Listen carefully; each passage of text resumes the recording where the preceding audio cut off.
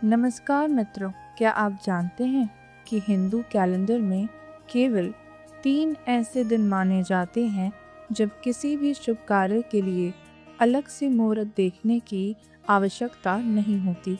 इन्हें कहा जाता है अबूझ मुहूर्त या सर्वसिद्धि मुहूर्त। इन दिनों में माना जाता है कि ब्रह्मांड की ऊर्जा स्वयं ही इतनी अनुकूल होती है कि किसी भी शुभ कार्य की शुरुआत बिना ज्योतिषीय गणना के भी की जा सकती है। इन विशेष दिनों में प्रमुख है विजयादशमी, गुड़ी पड़वा और अक्षय तृतीया। लेकिन इन तीनों में भी एक दिन ऐसा है जिसे सबसे अधिक शक्तिशाली माना गया है और वह है अक्षय तृतीया।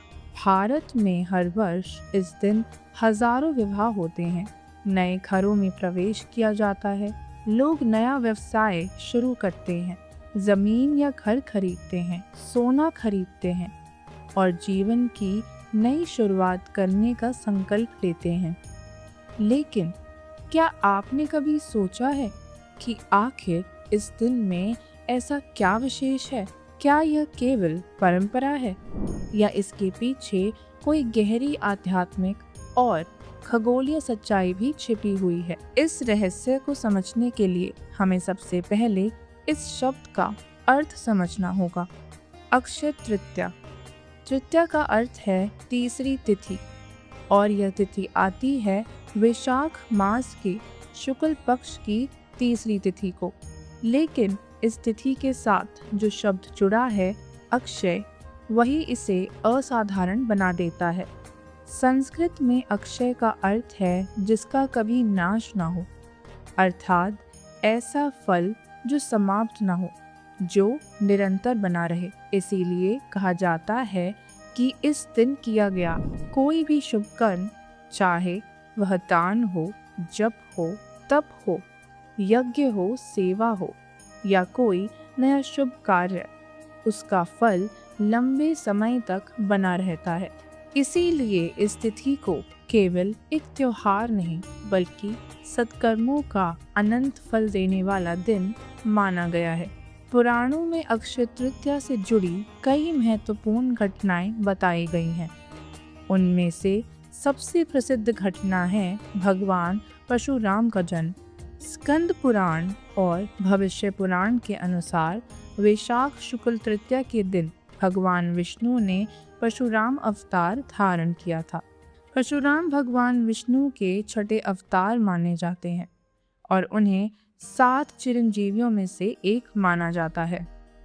शास्त्रों में 7 चिरंजीवियों का उल्लेख मिलता है: अश्वत्थामा, राजा बलि, वेदव्यास, हनुमान, विभीषण, कृपाचार्य और परशुराम। इन 7 को चिरंजीवी कहा गया है, अर्थात ऐसे महापुरुष जो काल के प्रभाव से परे माने जाते हैं।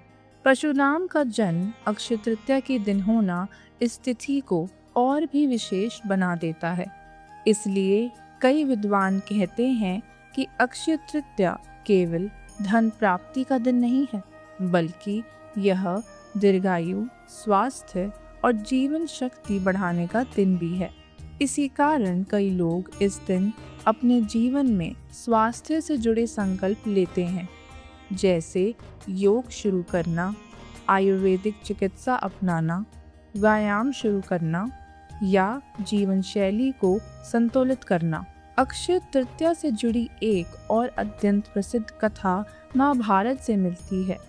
जब पांडवों को वनवास मिला तब उनके साथ कई ऋषि मुनि और ब्राह्मण भी जंगल में रहने लगे। युधिष्ठिर के सामने एक बड़ी समस्या खड़ी हो गई। इतने लोगों के लिए प्रतिदिन भोजन की व्यवस्था कैसे की जाए? वे धर्म संकट में पड़ गए। तब महर्षि धौम्य ने उन्हें सलाह दी कि वे सूर्य देव की उपासना करें। पांडवों ने सूर्य देव की कठोर तपस्या की और सूर्य देव प्रसन्न होकर उन्हें एक दिव्य पात्र प्रदान किया, जिसे कहा गया अक्षय पात्र। इस अक्षय पात्र की विशेषता यही थी कि जब तक द्रौपदी भोजन न कर ले तब तक उस पात्र से अन्न कभी समाप्त नहीं होता था। इस प्रकार पांडवों के साथ रहने वाले सभी लोगों का भोजन हो जाता था। और आश्चर्य की बात यह है कि जिस दिन पांडवों को यह अक्षय पात्र प्राप्त हुआ, वह दिन भी अक्षय तृतीया ही माना जाता है। इस कथा का गहरा संदेश यह है कि अक्षय तृतीया केवल सोना खरीदने या धन कमाने का दिन नहीं है। यह दिन संसाधनों की वृद्धि और जीवन में स्थायी समृद्धि का प्रतीक है। महाभारत से जुड़ी एक और रोचक घटना भी इसी दिन से जुड़ी मानी जाती है। कहा जाता है कि महर्षि वेदव्यास ने इसी दिन महाभारत की रचना शुरू की थी। उन्होंने भगवान गणेश से अनुरोध किया कि वे महाभारत को लिखें। भगवान गणेश ने एक शर्त रखी, वे लिखना शुरू करेंगे तो बीच में रुकेंगे नहीं। व्यास जी ने भी एक शर्त रखी कि गणेश जी हर श्लोक को पूरी तरह समझने के बाद ही लिखेंगे। इस प्रकार महाभारत की रचना आरंभ हुई। इस घटना का संदेश बहुत गहरा है। जीवन के कठिन और बड़े कार्यों की शुरुआत यदि सही समय पर की जाए तो वे सफल होते हैं। इसीलिए कहा जाता है कि यदि जीवन में कोई बड़ा कार्य करना हो, कोई नया व्यवसाय शुरू करना हो, कोई बड़ा लक्ष्य तय करना हो, तो अक्षय तृतीया जैसे दिन से शुरुआत करना शुभ माना जाता है। अब तक हमने अक्षय तृतीया से जुड़ी पौराणिक कथाएं समझी, लेकिन एक महत्वपूर्ण प्रश्न अभी भी बाकी है। क्या इसके पीछे कोई वैज्ञानिक या खगोलीय कारण भी है? ज्योतिष शास्त्र के अनुसार अक्षय तृतीया के दिन एक अत्यंत विशेष ग्रह स्थिति बनती है। इस दिन सूर्य और चंद्रमा दोनों अपने उच्च स्थान पर होते हैं। सूर्य मेष राशि में उच्च का होता है और चंद्रमा वृश्चिक राशि में उच्च का होता है।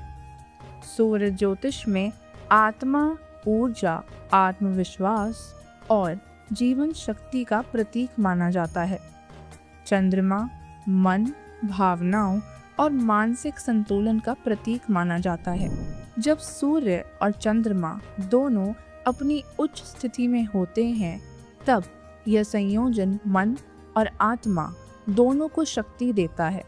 इसलिए कहा जाता है कि अक्षय तृतीया के दिन आत्मिक बल और मानसिक प्रसन्नता दोनों एक साथ उपलब्ध होती है।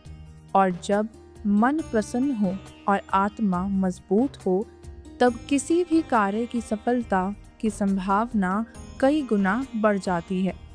इसी कारण इस दिन को सर्व सिद्धि मुहूर्त कहा गया है।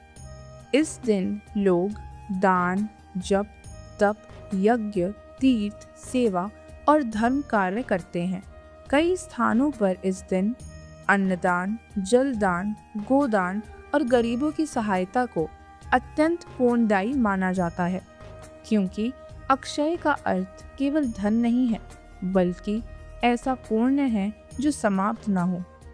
आज के समय में अक्षय तृतीया को अक्सर केवल सोना खरीदने के पर्व के रूप में देखा जाता है, लेकिन इसका वास्तविक अर्थ इससे कई अधिक गहरा है।